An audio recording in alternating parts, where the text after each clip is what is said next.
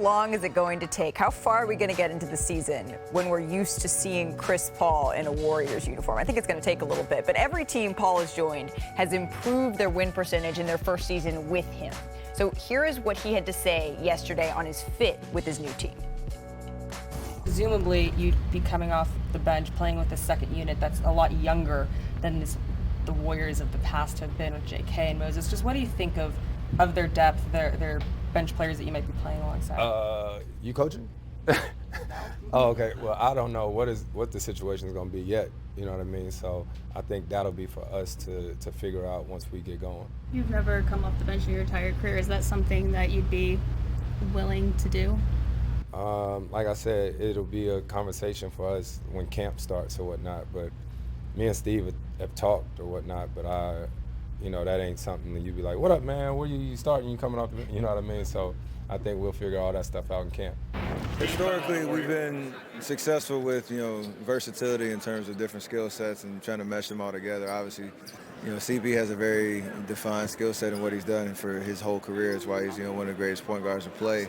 And the way that he sees the game, I think that'll fit anywhere. He's elevated teams that he's been on his entire career. So I expect the same, with us, and knowing that we're trying to get back to the mountaintop.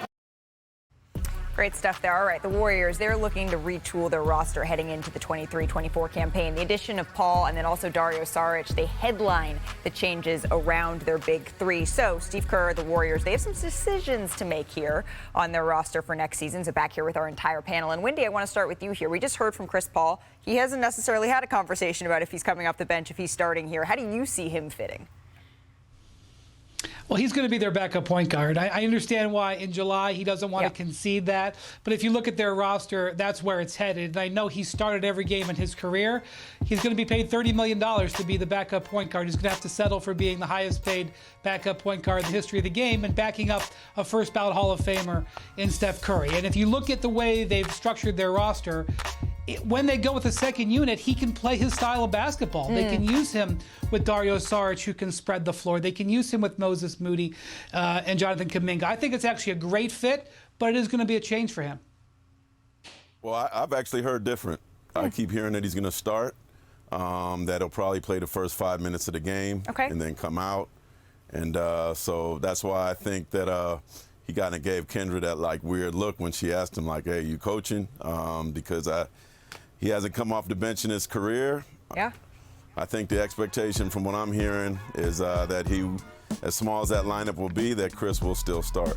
Yeah, I think, the question becomes, is that something that is sustainable, the 5 minute, whatever happens. But I think, Brian, you hit the nail on the head with it is July.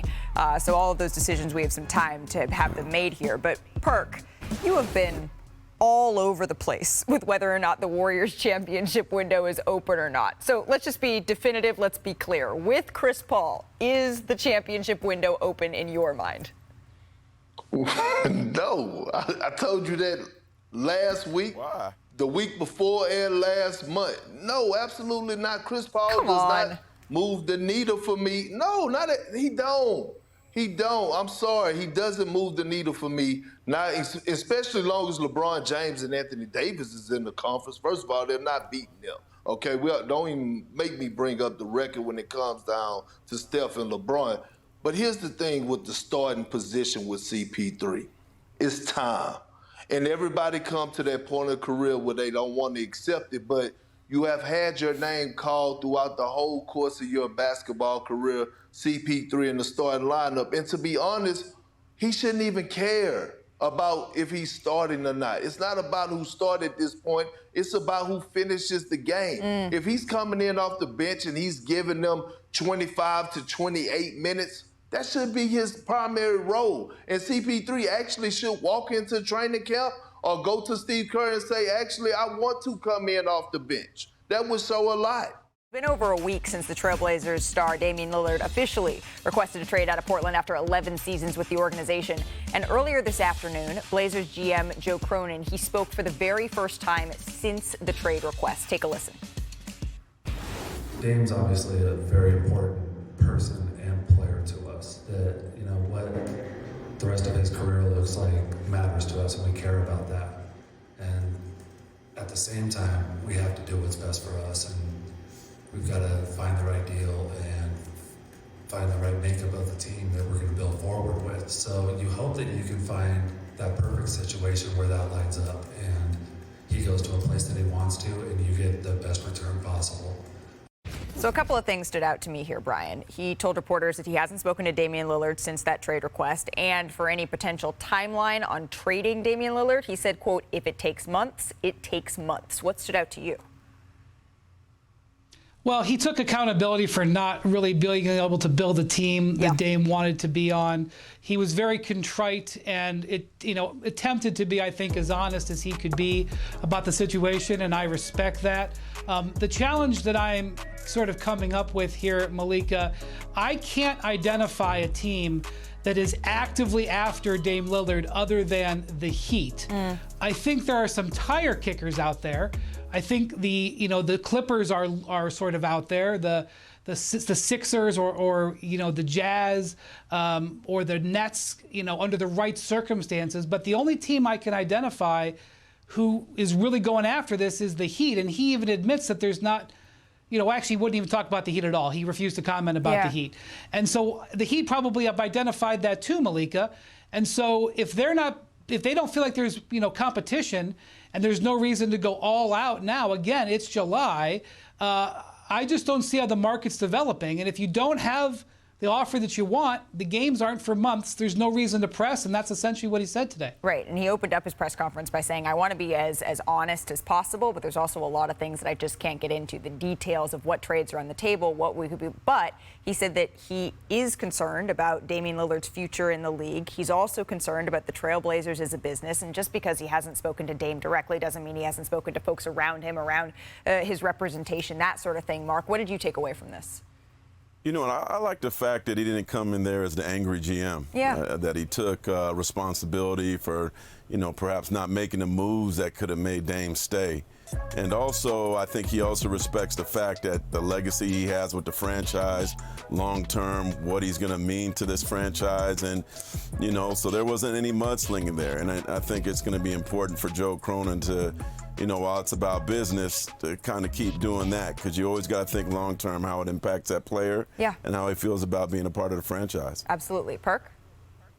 Absolutely right. My whole thing, and I'm going to go back to what I said before, I just wish Dame had a bigger wish list, meaning more teams, more options, and again, if it's all about winning championships, Miami Heat are not the only contender that's knocking at the door for us needing a player like Damian Lillard to compete and finish the mission.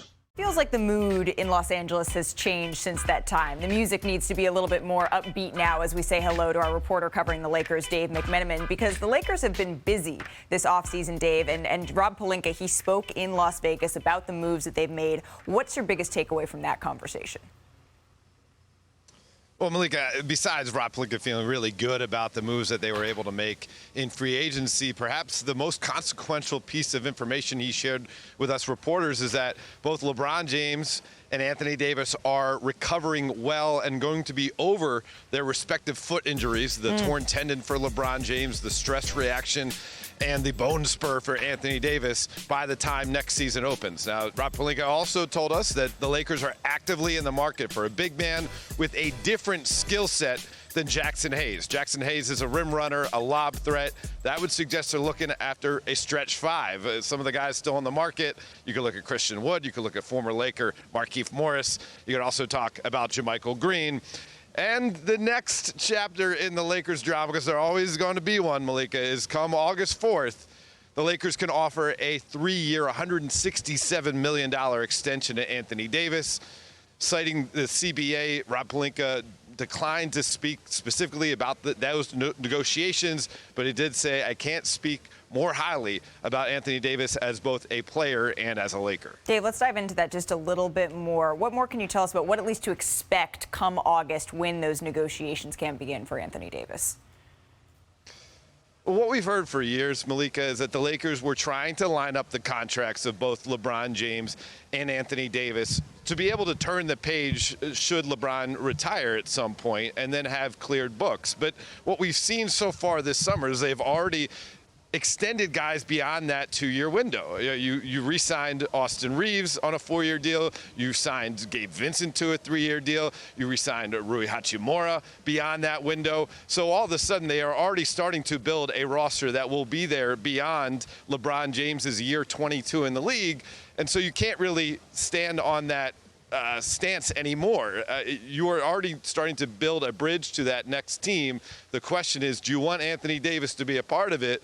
And you have to say, when he's been on the court, he's one of the most impactful big men on both ends that we have in today's NBA. Yeah, it's a balance, right, between making sure you're building to win now, but also stockpiling, taking a look, seeing what your future is going to look like. Dave McMenamin, as always, thank you for spending time with us here on NBA Today. We will see you on the sidelines in Las Vegas shortly. But let's stick here with the Los Angeles Lakers, because there's been a major injection of talent to the Lakers roster that obviously reached the Western Conference Finals last year. But take a look at this. The main core remains intact, right? Austin Reeves coming back with all of his billboards around Los Angeles. We got D'Angelo Russell, Rui Hachimura, all re-signing. And then we have newly acquired pickups, including Gabe Vincent, Jackson Hayes, Taurean Prince. They're going to help round out their bench with rookie guard Jalen Hood-Schifino, who was also the Big Ten Freshman of the Year at Indiana. So, Kendrick Perkins, how would you describe the Lakers' offseason thus far? Are they just the winners? Absolutely, they killed it. They killed it. A+. And I know Wendigo shake his head saying no, but damn it, if they didn't win, who did? No one had a better offseason than the Los Angeles Lakers from what they started from a year ago. Now, do they need to finish it? Absolutely. And they need to go out. Either they need to re-sign Tristan Thompson and bring him back, or go out and get a guy that won the NBA championship for you. And I know he's older, but it's always great to have an adult in the room that's going to know his role, in a guy like Dwight Howard. I feel like that would also be a perfect fit. But for us, Rob Pelinka, he did his thing. He did his thing. Thanks for watching ESPN on YouTube. For live streaming sports and premium content, subscribe to ESPN+.